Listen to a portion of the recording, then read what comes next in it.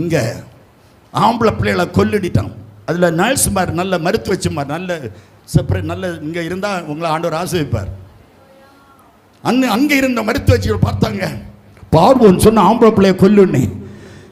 எபிரேய ஸ்திரீகள் பிரசவத்திற்கு அழைக்கப்பட்ட போது இவங்க போய் ஆம்பளை பிள்ளைகளை கொன்னுரு என்று சொல்லி பார்வோன் சொன்னது செய்யாம கர்த்தருக்கு பயந்தபடினாலே, பார்வோனுக்கு பயப்படாம கர்த்தருக்கு பயந்தபடினாலே மருத்துவச்சிகள் ஆண் குழந்தைகளை கொல்லாமல் தப்ப விட்டார்கள். எனவே கர்த்தர் மருத்துவச்சிகளின் குடும்பத்தை தழைக்க செய்தார், தழைக்க செய்தார், தழைக்க செய்தார். அல்லேலூயா, தழைக்க செய்தார். இப்போ அதனால ஆம்பளை பிள்ளை பெருகிட்டு தெருவில் ஆம்பளை பிள்ளை நிறைய போகுது. பார்வன் கேட்டான், என்ன தெருவில் ஆம்பளை பிள்ளை நிறைய போயிட்டு இருக்கான்? மன்னாதி மன்னா சொல்லு, நாங்கள் எபிரேய ஸ்திரீகளுக்கு பிரசவம் பார்க்க போவோம், எங்களை கூப்பிட்டாங்க போவோம். தக்கலை கிட்ட போகும்போது அங்கிருந்து ஆள் ஓடி வந்து அவங்க பிரசவம் ஆயிட்டு நீங்க வராண்டாக்கான்னு சொல்லுவாங்க. நாங்கள் வீட்டுக்கு வந்துட்டோம். எபிரேய ஸ்திரீகள் சொல்லுங்க, எபிரேய ஸ்திரீகள். நான் வசனத்தை பிரசங்கிக்கிறேன், உங்க பைபிள்ல இருந்து வசனம் உண்டு.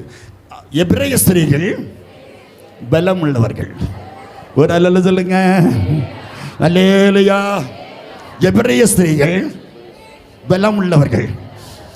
எபிரேய மக்கள் காண்டாமிருகத்துக்கு ஒத்த பலத்தை கொடுத்திருக்காரு.